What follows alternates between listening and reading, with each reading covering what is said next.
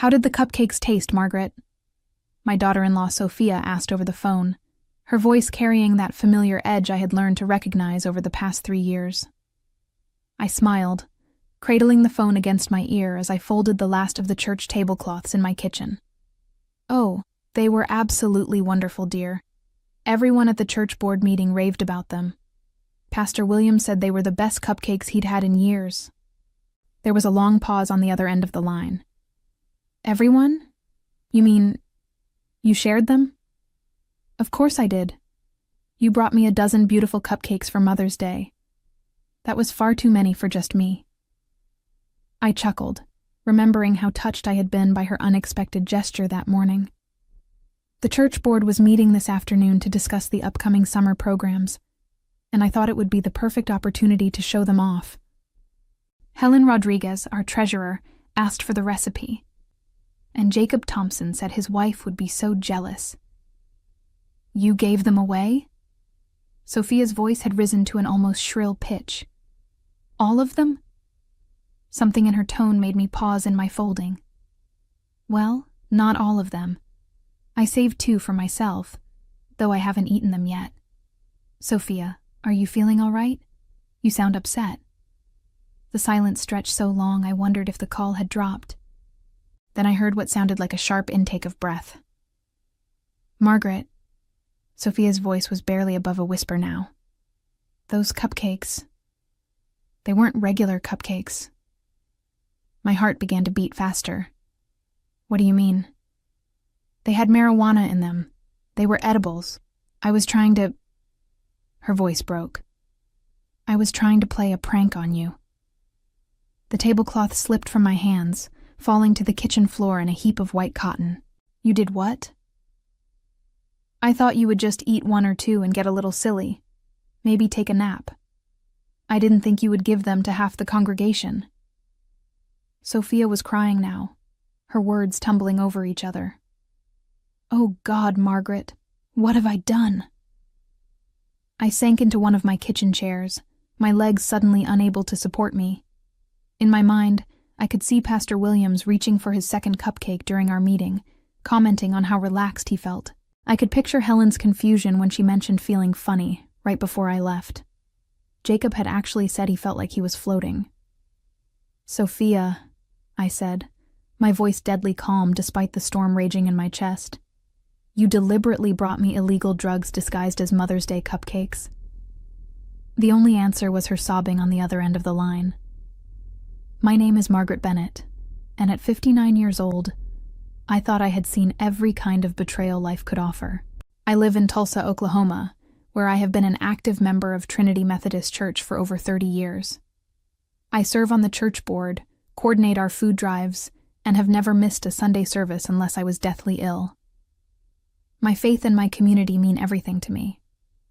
For the past 3 years, ever since my son David married Sophia, I had been walking on eggshells around my daughter-in-law. She was a 32-year-old yoga instructor who moved here from California, and from the beginning, she made it clear that she viewed me as competition for David's attention. Every family dinner became a subtle battlefield where she would make snide comments about my old-fashioned ways or my overbearing concern for my son. David, bless his heart, never seemed to notice the tension. He worked as an engineer at North Peak Engineering and was often too exhausted from his demanding job to pick up on the undercurrents. When I tried to gently mention Sophia's behavior, he would brush it off with comments like, "You two just need to get to know each other better," or, "She's probably just nervous about fitting in." But I saw the real Sophia. I saw how she rolled her eyes when I shared family stories. I noticed how she would change the subject whenever I mentioned church activities or community events. She made it clear that she thought my lifestyle was boring and restrictive, often making comments about how people in California were more open-minded and less judgmental. Still, when she showed up at my door this morning with a beautiful box of cupcakes decorated with pink frosting and little sugar flowers, I was genuinely moved. She had never brought me anything before, and I thought perhaps we were finally making progress in our relationship. "Happy Mother's Day, Margaret," she had said, actually smiling as she handed me the box. I made these especially for you. They're my grandmother's secret recipe.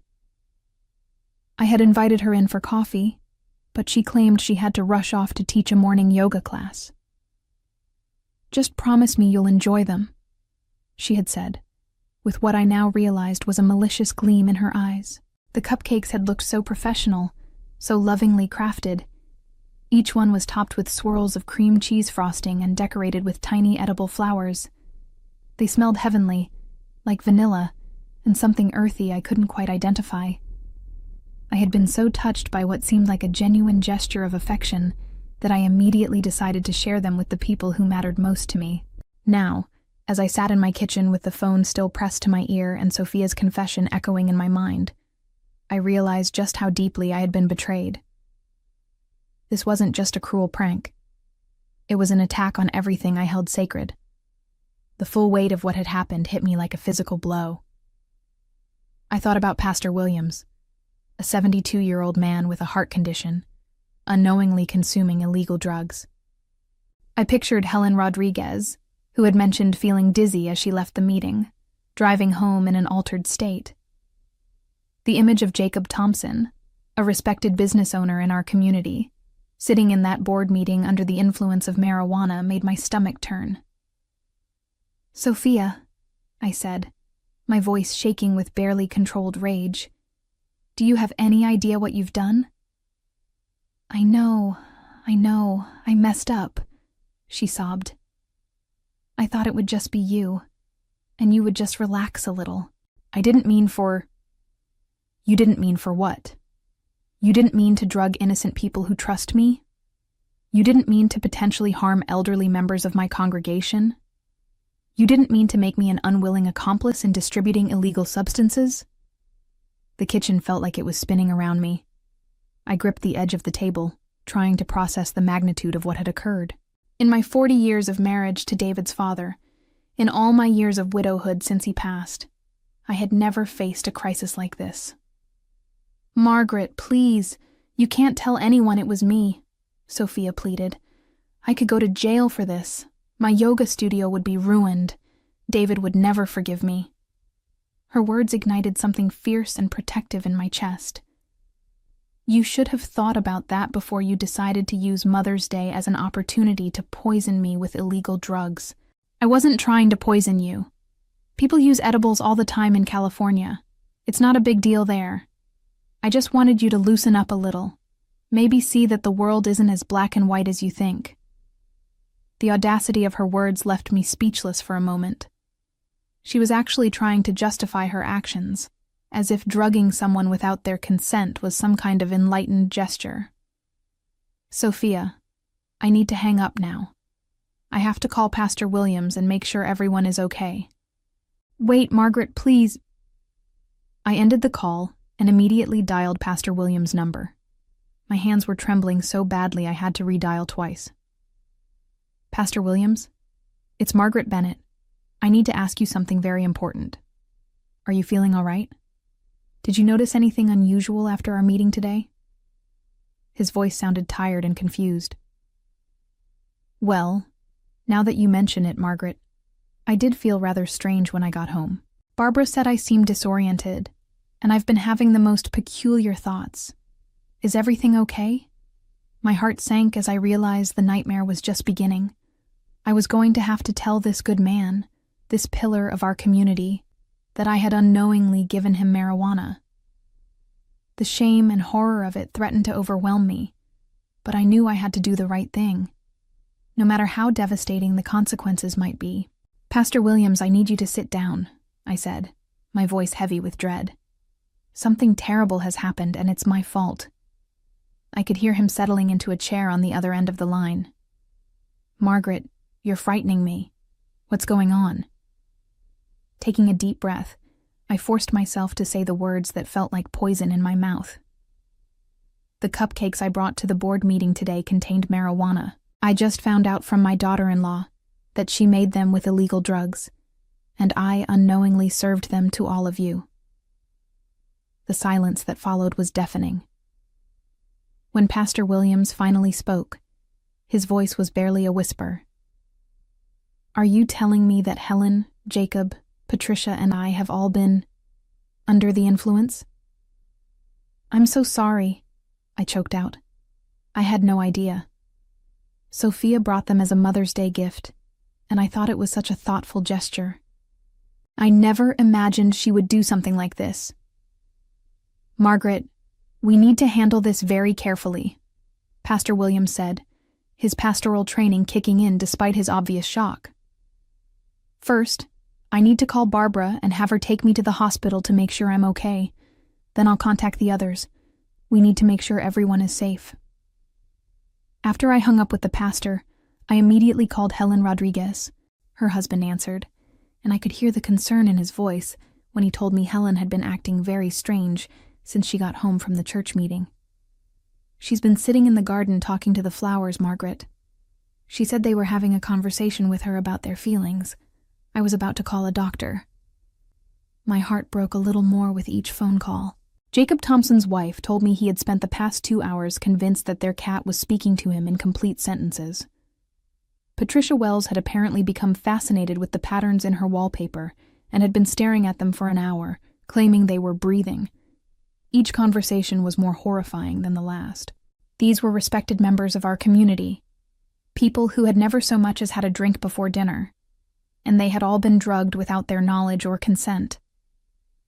When I finally worked up the courage to call my son David, I could barely get the words out through my tears.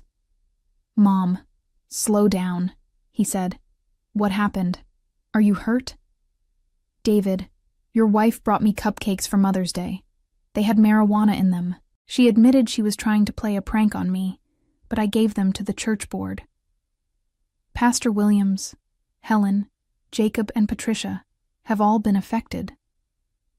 The silence that followed was so long, I thought the call had dropped. When David finally spoke, his voice was cold and controlled in a way I had never heard before. "She did what?" "She said she was trying to make me loosen up, that it wasn't a big deal because people in California use edibles all the time. David, these people trust me. They're good, innocent people, and now they're suffering because of something I gave them." "Mom, this is not your fault. You had no way of knowing. Where is Sophia now?" "I don't know. She was crying when I hung up on her, begging me not to tell anyone it was her." David's laugh was bitter and humorless. "Well, that's not going to happen. She's going to take responsibility for this, one way or another. I'm coming over." As I waited for David to arrive, I paced my kitchen like a caged animal. The beautiful Mother's Day cupcakes still sat on my counter, the 2 I hadn't given away looking innocent and harmless. I couldn't bring myself to throw them away. They were evidence now. Evidence of my daughter-in-law's betrayal and my own unwitting participation in what amounted to drugging half the church board. David arrived at my house 20 minutes later, his face a mask of fury I had rarely seen. He stormed into my kitchen and stared at the remaining cupcakes as if they were venomous snakes. "I can't believe she did this," he said, running his hands through his hair. "I can't believe my own wife would do something so reckless, so cruel." Before I could respond, my phone rang. It was Pastor Williams calling back. "Margaret, I'm at the hospital now. The doctor wants to keep me for observation, and he's recommending that the others come in as well. He said that giving someone marijuana without their knowledge can be dangerous, especially for people our age who might have underlying health conditions." My worst fears were being realized. "Pastor, I am so sorry. I don't know how to make this right. Margaret, you didn't do anything wrong, but we need to discuss how to handle this situation. The hospital is required to report suspected drug poisoning to the police. This is going to become a legal matter." After I hung up, David was looking at me with a mixture of sympathy and determination. "Mom, we need to call the police ourselves. Sophia committed a crime, and she needs to face the consequences." "But David, she's your wife. And if this becomes public, it will destroy both of your reputations. The whole community will know." "Good," he said, his voice hard. Maybe then everyone will see what I'm apparently too blind to notice. How long has she been treating you badly, Mom? Really? I sank into my chair, suddenly exhausted. It's been 3 years of little comments, eye rolls, and passive-aggressive behavior. She's never liked me, David. She thinks I'm too involved in your life, too old-fashioned, too religious. But I never thought she would stoop to something like this. David pulled out his phone. I'm calling her. When Sophia answered, David put the call on speaker. Her voice was small and shaky. David, did your mom tell you what happened? You mean, did she tell me that you drugged her with illegal substances on Mother's Day? Yeah, she told me. And now Pastor Williams is in the hospital, along with 3 other innocent people you poisoned. It wasn't supposed to happen like that. Sophia's voice rose defensively. It was just supposed to be Margaret, and she was just supposed to relax a little. I wasn't trying to hurt anyone. But you were trying to hurt my mother, David said, his voice deadly quiet. You deliberately gave her drugs without her consent because you wanted to see her lose control. You wanted to humiliate her. That's not... I just thought maybe if she experienced something different, she might be less judgmental about things. I watched my son's face transform with disgust. Less judgmental? Sophia, my mother has never been anything but kind to you. She's bent over backward to welcome you into this family, and this is how you repay her? Your mother doesn't like me, David. She thinks I'm not good enough for you, and she makes that clear every time we're together. That's in your head, David exploded. My mother has never said a single negative word about you to me. But you know what? After today, she wouldn't be wrong if she had concerns. I could hear Sophia crying on the other end of the line. David, please. I made a mistake. I'll apologize to everyone. I'll make it right. You'll make it right by turning yourself into the police, David said. Because if you don't, I will. The line went dead. David stared at his phone for a moment, then looked at me with eyes full of pain and regret. Mom, I'm so sorry. I should have seen this coming. I should have protected you. The next few hours passed in a blur of phone calls, police reports, and hospital visits. Officer Reynolds from the Tulsa Police Department came to my house to take my statement, treating me with the kindness and respect I had always known from our local law enforcement. When I explained the situation, his face grew increasingly serious. Mrs. Bennett, what your daughter-in-law did constitutes several serious crimes, he said as he took notes. Administering a controlled substance without consent, reckless endangerment, and depending on the outcome with the people who were affected, potentially more serious charges.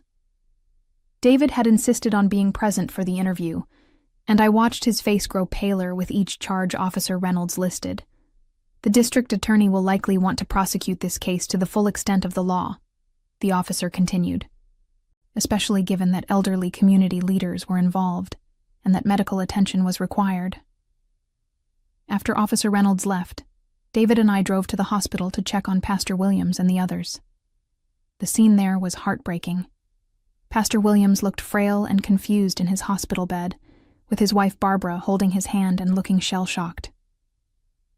Margaret, dear, Barbara said when she saw me. Pastor Williams told me what happened. None of this is your fault. But I felt the weight of responsibility crushing me anyway. Helen Rodriguez was in the next room, still disoriented and struggling to understand what had happened to her. Her husband Carlos looked at me with such pain in his eyes. She keeps asking me if she's losing her mind, he said quietly. She's never experienced anything like this before.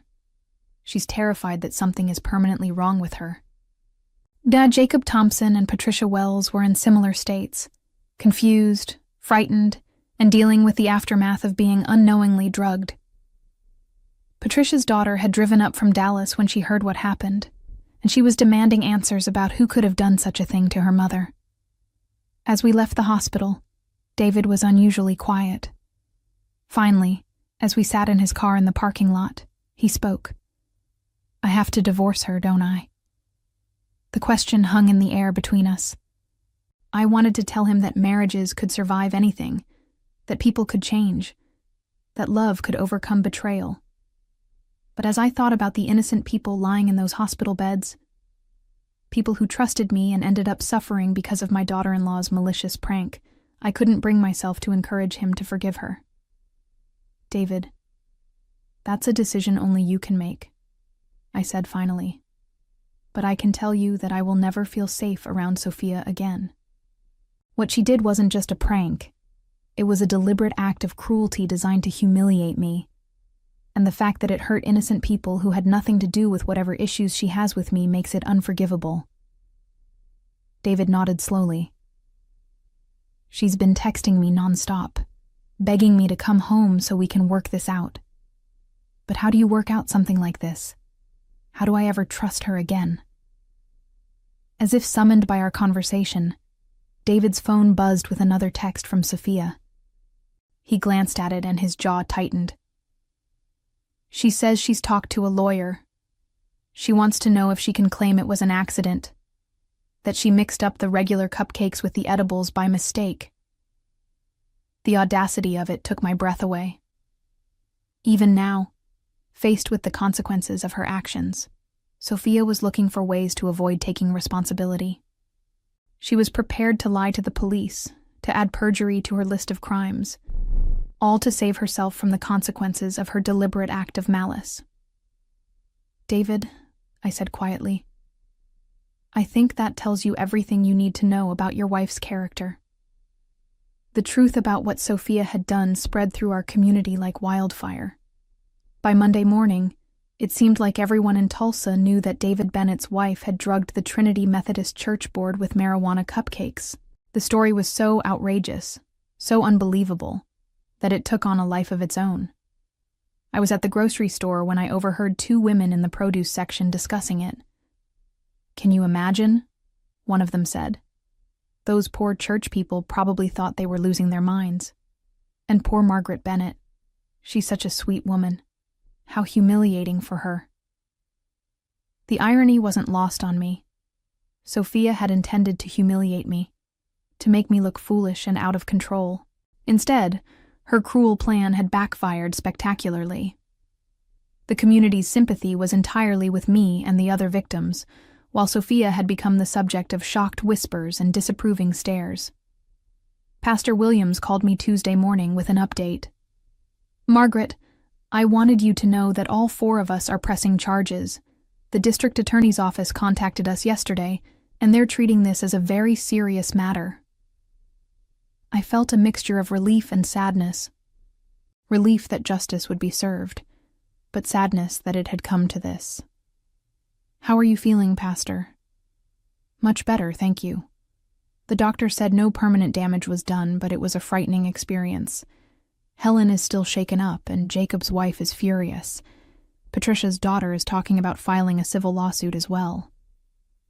When I hung up, I realized that Sophia's harmless prank was going to cost her far more than she had ever imagined. Criminal charges, civil lawsuits, the destruction of her yoga business, and the loss of her marriage. All because she couldn't resist the urge to humiliate me. 3 weeks later, I sat in the courtroom watching my former daughter-in-law face the consequences of her actions. She looked small and defeated in her conservative blue dress, nothing like the confident yoga instructor who had knocked on my door that Mother's Day morning with her poisoned gift. The prosecutor laid out the charges methodically.